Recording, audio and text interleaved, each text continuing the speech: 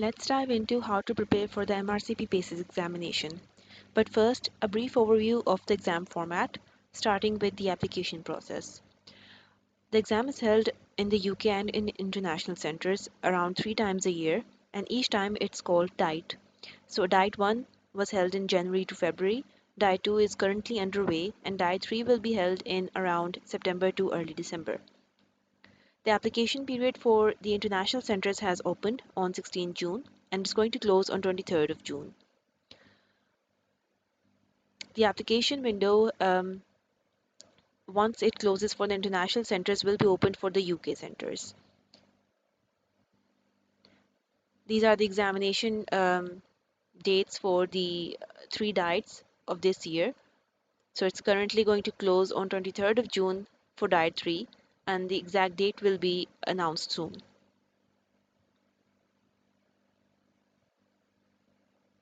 Let's talk about the prioritization criteria. So, unlike MRCP Part 1 and Part 2, there is no first come first serve basis. You can get a seat even if you apply on the last date of the application window.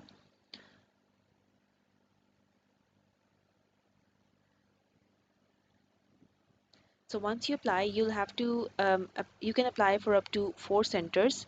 So you'll get a seat depending upon where your address is and where you reside. If you're based in Pakistan, in Lahore, it's likely that you'll get a seat in Lahore as opposed to an international center or other cities such as Rawalpindi. So you have to choose carefully. Once the window closes, you'll get an email in the upcoming weeks regarding the confirmation of your application.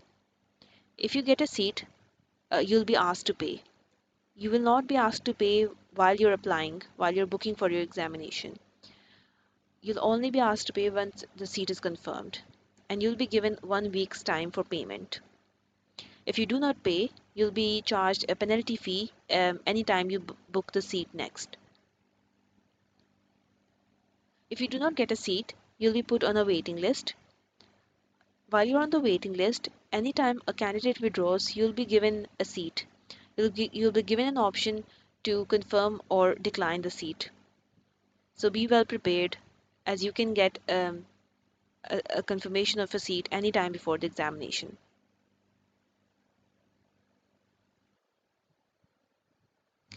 Once the window closes for the international centers, the UK application period opens.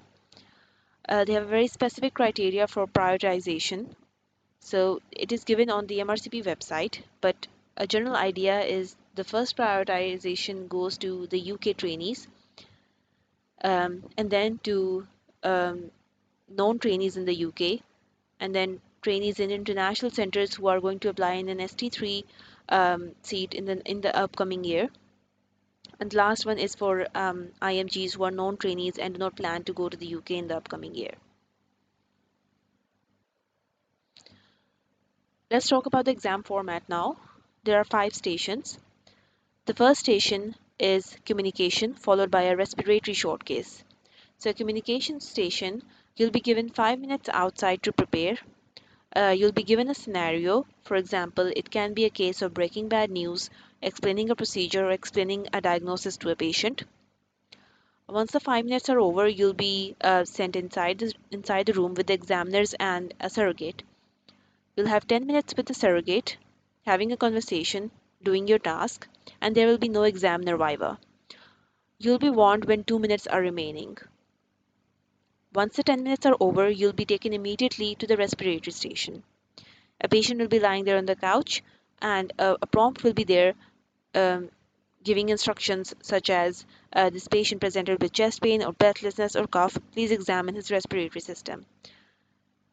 You'll have 10 minutes, you have 6 minutes to examine the patient, and at 2 minutes' time, the examiners will warn you, and you'll have a 4-minute viva with the examiners. Once that is over, you'll have 5 minutes to prepare for the next station, which is a long clinical consultation. It is of around 20 minutes. You'll have 15 minutes with the patient or the surrogate, and 5-minute examiner with the 5-minute viva with the examiners. During those 15 minutes, you'll have to take a history and examine the patient in no particular order. You can take the history, get up and examine the patient, and then continue taking your history again. In international centers, there will be a surrogate or an actor giving the history, and the patient will be lying on the couch. In the UK centers, the patient himself will be giving you his history. After this station is over, you'll have 5 minutes to prepare for the next station, which is the cardiovascular and neurology short station. Very similar to the respiratory station, you'll have 10 minutes each. 6 minutes for examination and 4 minutes for the examiner viva. These two are given in succession with no breaks in between.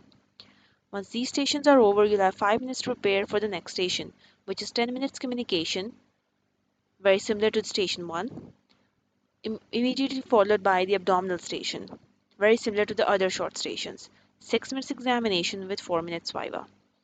You'll have 5 minutes to prepare for the next station, which is the second long clinical consultation. And very similar to station 2, you'll have 15 minutes with the patient or a surrogate and 5 minutes for the viva.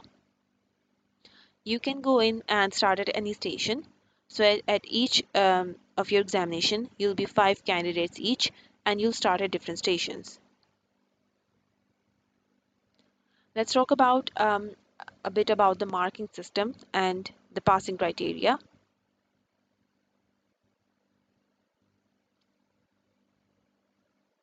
In order to pass the examination, you need to pass the exam as a whole and pass individual skills. As you can see, the total score required is 126 out of 168. And these are 7 skills that you need to pass individually. Let's talk about them one by one. Physical examination. This skill tests whether you've done a structured, focused examination of a patient. This will be tested in all of your short cases and in long clinical consultation. They won't be testing you in this scale about whether you can pick up a finding or not, just how you examine a patient without causing any pain, being structured and professional. So it is a total of 24 marks, and you need a 16 marks to pass this skill. The next is identifying physical signs. This is the skill that is most failed skill out of all the skills, especially in international centers. This skill tests you whether you can pick up the clinical findings or not. Not only that, it also tests whether you make up a finding or not. So if you pick up the clinical findings, you'll be given a score of satisfactory. But if you make up findings or findings that are not there, you'll be deducted in marks. A total of 24 marks are there for the physical science, and you need 14 marks to pass this skill. The next skill is of clinical communication. Total of 16 marks and 11 are the passing marks. This tests whether you're using a professional language with the patient and not using any medical jargons.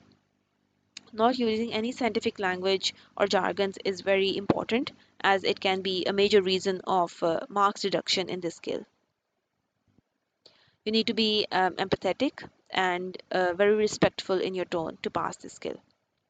The next skill is differential diagnosis. This is the second most failed skill out of all skills. A total of 24 marks and passing marks of 15. This will be tested in your short stations and in long clinical consultations. In each case, you'll be asked to give a differential diagnosis. You can give up to 3 differential diagnoses, including the right diagnosis. Even if you can't come up with the right diagnosis, a sensible differential will be sufficient to give you a good pass mark to pass this skill. The next skill is clinical judgment. A total of 32 marks and 20 marks are required to pass this skill. Clinical judgment will be tested in all the stations. Clinical judgment means whether you've understood the task and whether you've made sensible decisions and you've ordered the right investigations and the right management plan.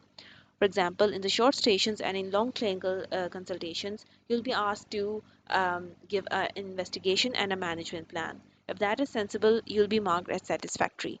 In communication stations, if you've understood the task and done that well, you'll be given marks. And if you've made a poor judgment, you'll be deducted. We'll talk more about the skills in the future sessions.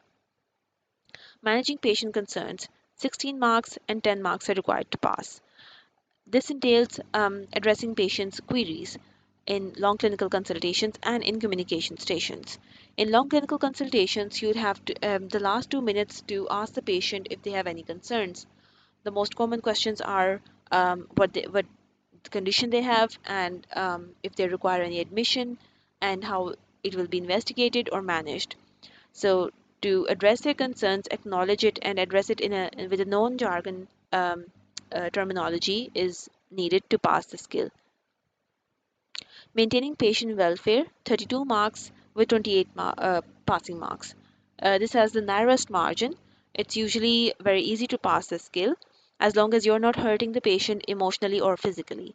So making sure that you ask the patient if he has any pain before touching him, and not undressing him inappropriately or without permission, and making sure that you're not delivering news in a harsh manner that could emotionally scar the patient. So these are the skills needed to pass. So you do not need to pass a station individually. You need to pass the skills and have a collective score of 126 or more to pass this exam. This is a summary of the clinical skills that we talked about. So physical examination is a systematic approach in examining the patient, identifying physical signs and not making up any signs. Clinical communication would be a relevant history, fluent, being professional, and not using any medical jargons. Differential diagnosis would be the right diagnosis and a sensible differential. Clinical judgment to give an appropriate management plan to address the concerns and to maintain patients' welfare. So if you have any more questions, you can leave a comment and I can do future videos on that. For more details, you can follow the Instagram page. I have history taking and examination templates put up there. If you want one-on-one coaching, you can send me a direct message on Instagram. And please stay tuned for future free sessions. I'll be having free communication and long clinical consultation practice sessions in the group. Thank you for listening.